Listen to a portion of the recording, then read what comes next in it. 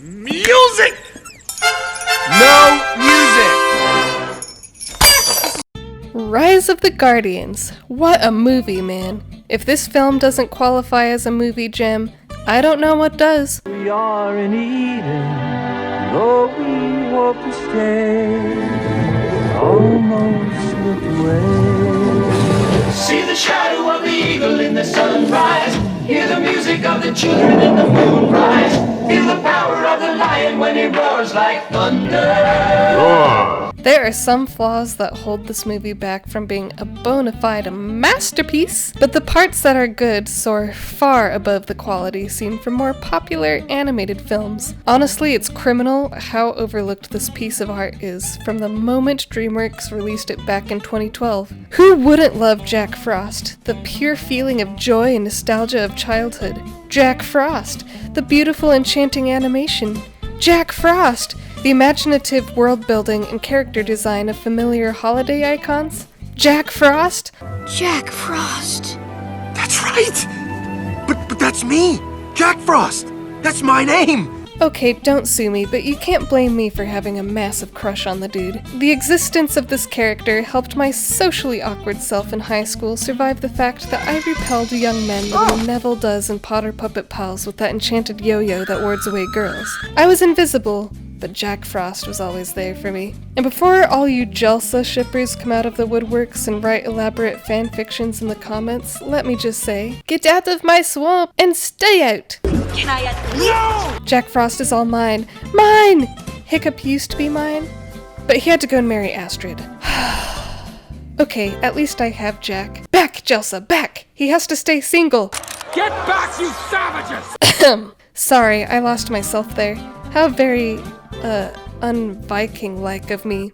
You're small and you're weak. That'll make you less of a target. They'll see you as sick or insane and go after the more Viking-like teens instead. Good thing I'm American. I promise this is a film review. But before I gush over the things I really love, let me explain the movie's shortcomings. I kind of have to rip it off like a band-aid. Don't let the shortcomings distract you from its ultimate perfection. The problem with this film is that the piece as a whole doesn't really feel like a movie, and that it's largely due to the confused plot elements. Essentially, the movie is about these holiday figures that guard childhood with joy and happy memories. The Man in the Moon tells them that they need to recruit Jack Frost to their rankings, even though they see him as reckless, immature, and inconsiderate. They soon see why they need him as Pitch, or the Boogeyman. He begins to make his comeback by stealing Sandman's sand and turning it into nightmares to haunt children. Nightmares. Pitch wants to be believed in as well, and can only do that by making children feel fear and misery. So here's the thing. I have an issue with the basic plot because I just can't make myself hate the villain. Yeah, I don't want him to win, but the consequences of not neutralizing him aren't drastic enough for me. He's not intimidating, and he doesn't really have a sense of showmanship. Presentation! And while I've seen my share of sympathetic villains that I want to have vanquished in the end, I can't help but feel like Pitch got the bad end of the deal. He actually kind of reminds me of Hades from Greek mythology, because Hades gets to rule over the land of the dead when they were dividing all of the universe to be ruled over by the different gods. So that's just the lot that was given to him, not necessarily because he's evil. Rise of the Guardians mentions how all the Guardians were regular humans before they became Guardians, so we can assume Pitch was the same way. Why does he not get to be believed in? With some more clarification, we could see that perhaps he made the choice to become the Boogeyman, and that he's sadistic. As it stands, it simply feels weak when the Guardians fight him. The other shortcoming is the power structure. All of the Guardians have powers, but none of them are defined. I guess all of them can use portals. The bunny is strong, I guess, and has an Australian accent. I guess that's a power. Pitch has the ability to make people fear him with scary things, I think. Santa Claus has a portal globe, uses magic, has flying reindeer, and the Tooth Fairy can... Yeah, I don't really know what powers the Tooth Fairy has, other than that she can fly. Sandman can create dreams. So, like, yeah, they're not very clearly stated exactly what the powers are. Oh, and Jack, obviously can create snow. snowy thingies. So anyway, with that said, I just have no idea why Jack Frost's magic would be more powerful than Pitch's, although we do get really cool visuals. We don't understand why the nightmares make Pitch more powerful, or why Sandy freaking dies, but then he's able to come back to life in the end and then beat the crap out of Pitch. So any sense of tension that we could have is muted because I couldn't even really say what is happening. My last issue with the movie is that the jokes can sometimes fall flat.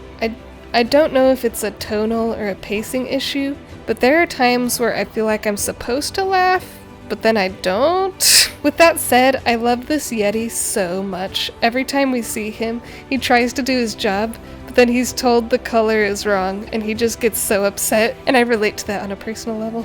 When the Easter Bunny loses power, you just can't hate him. Look how cute he is! Too bad the children designs are creepy as fudge. By now, you're probably wondering why a movie riddled with problems would receive such high praise from me. I'll tell you why. It's because of Jack Frost! Okay, that's not the real reason. You caught me. This movie excels at creating dynamic and interesting characters. You can tell each one has a backstory without having it explained to you. Their personalities come through so delightfully and believably. I love their interactions with one another. Oh, and how amazing is it that Sandman has more sass and personality than I do, and he doesn't even talk. Like, that's amazing that they were able to storyboard this so well. I love the depth behind all of them, even Pitch, to where I get a sense that they had lives before they were Guardians. Conceptually, this movie outshines quite a few Disney movies for me. I love that the worlds the Guardians inhabit are unique to each character, and I love that there are fun new takes on them. I love that while Santa is jolly and nice, he's also this hardened Russian with tattoos. I love the fact that he's so nice. He employs these elves who are stupid and don't actually help much, and he lets them think they're helping while these large, bulky Yetis are actually the ones building toys. I always thought the elves made the toys. We just let them believe that.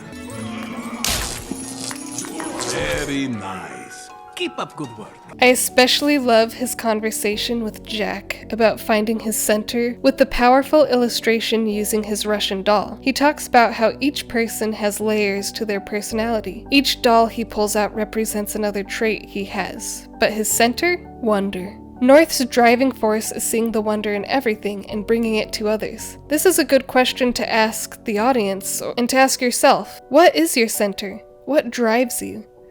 This movie helped me to ponder that and question what I'm a guardian of.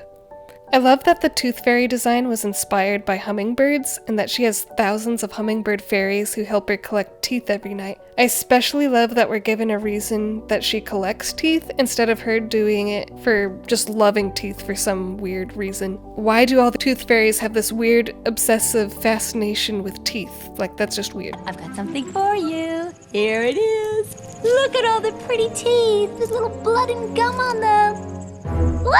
The teeth hold childhood memories, and she can bring them back to children when they need that reminder of joy most. I also like that she has an Asian Indian feel to her designs. With the Easter Bunny, it's fun to think of him as this ripped Aussie rabbit slinging around a boomerang. To be honest, it kind of bothers me that he complains about all the work he has to do, but you literally see the eggs paint themselves and then walk through tunnels themselves with legs they grew. Okay, that's a little weird. To places across the world. So tell me, Bunny, the heck do you do? Oh, and dude, the soundtrack is so amazing.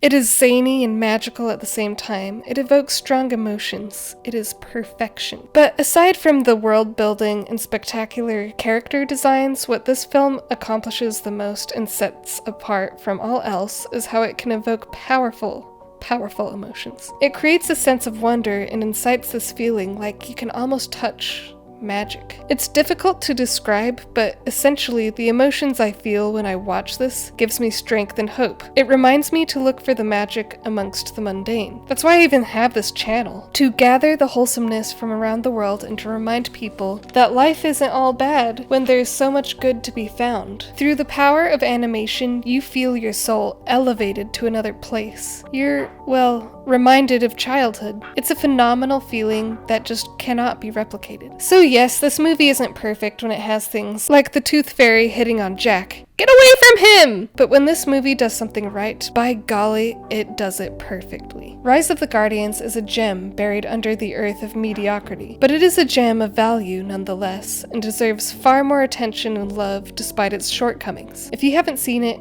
I strongly recommend you check it out. This has been Rollo, Descendant, guardian of humanity and wholesomeness. Thank you for joining me on this adventure, but now it's time for you to go find your own.